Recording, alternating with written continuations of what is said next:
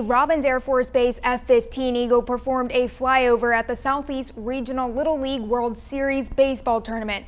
Afterwards, several Houston County homeowners took to Facebook showing what they say is damage from that flyover.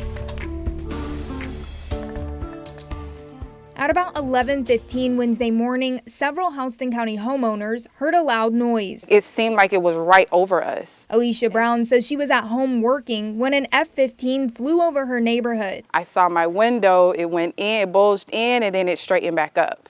And I said, oh, that wasn't normal. And so I had asked my husband, I said, hey, did you hear that? And he said, yeah, it sounded like a bomb. And I was like, right. According to Robins Air Force Base, they were performing a flyover with an F-15 for an event. But Brown says there were some red flags. When we heard it yesterday, we already knew that it was different because of the clarity of it. Her military family used to live in Norfolk, Virginia, so they're familiar with the noise and action. I definitely asked Dad, what was that? And he said it was just a sonic boom.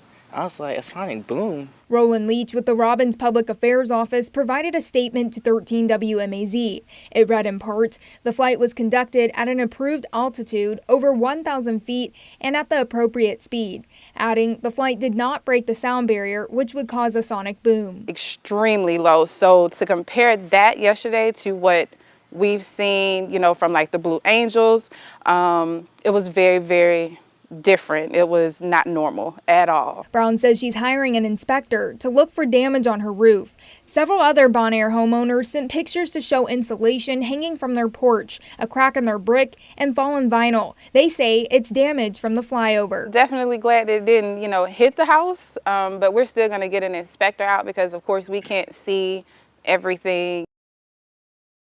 The majority of the Browns' neighbors spoke with me about yesterday in person and on the phone, just not on camera. They all said the flyover seemed louder than usual, shook their home, and seemed too close to the tree line.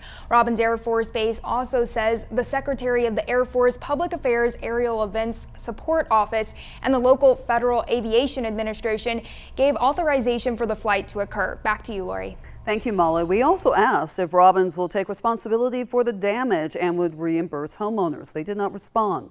For more information on sonic booms and how to report damage, head over to 13WMAZ.com.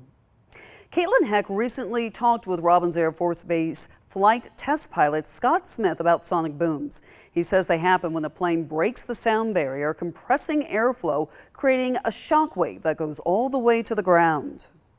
We know that's not necessarily favored by some of the local residents, and we apologize for shaking the house and school and everything else, but it's really critical to making sure that the systems on the F-15 are all operating the way they should. For more information on sonic booms, look for this story on our homepage, 13WMAZ.com. Good evening.